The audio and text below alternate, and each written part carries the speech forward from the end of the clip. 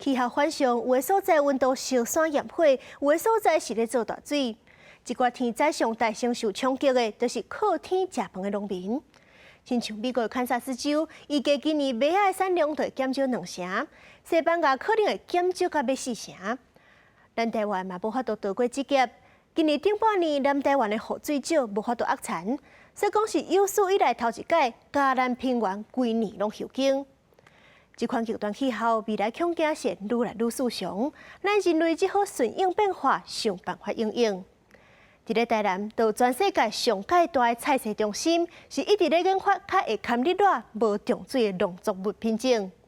公司台历代小滚时代专题，今日是带大家来了解高温对咱台湾的农业的冲击，了解各界对抗变化方式。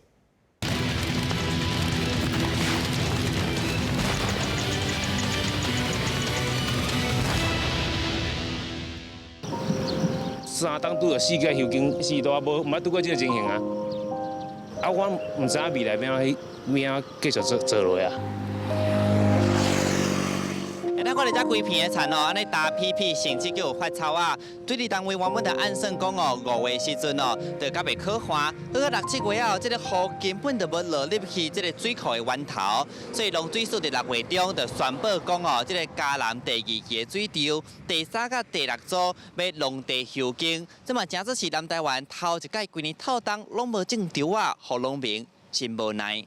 根据科学报告，台湾气温8冬以来平均高1.3度。农业部统计，这15冬来，台湾天灾农损平均每冬拢有124亿。农民讲气候无正常，影响因2成的产量。更加严重的是影响整个产业。黄啊，打种的时阵，打播的时阵，伊水温上悬，其实伊袂变异啊，所以会造成讲伊后壁来迄个生长的过程当中，伊会冻拄着啊，而且。伫咧开花过程当中，如果温度若伤悬的话，浪花结水迄个情形嘛无好啊，所以会影响到伊后壁的收成。农民无法度补偿，阮米价就无切啊通收，去甲别人买，爱搁互别人趁，而且爱搁运费，所以相对起来，阮的价销就会较悬。寒伤寒，热伤热，全世界拢受到损害，各国拢咧想办法，看要安怎减轻对农业冲击。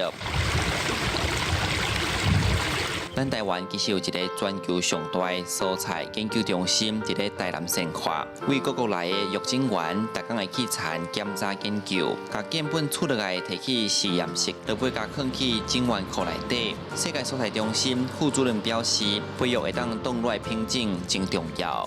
全球公部门里面最大的，我们从158个国家收集了330个物种，总计65000份，这样子的一个保种工作，抗病、抗虫、抗高温这些多重抗性的一些新的品种或品系呢，改良场种子公司，他们就拿去做他们的育种。台南农改厂厂长表示，农业要永续发展，上重要的就是品质的研发甲栽培技术。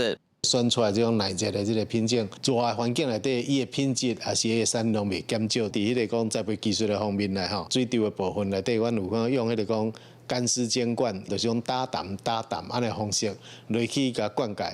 安尼除了讲省水以外，一个佫最重要就是讲伊迄个甲烷、温室气体的讲排放哦，伊会减少。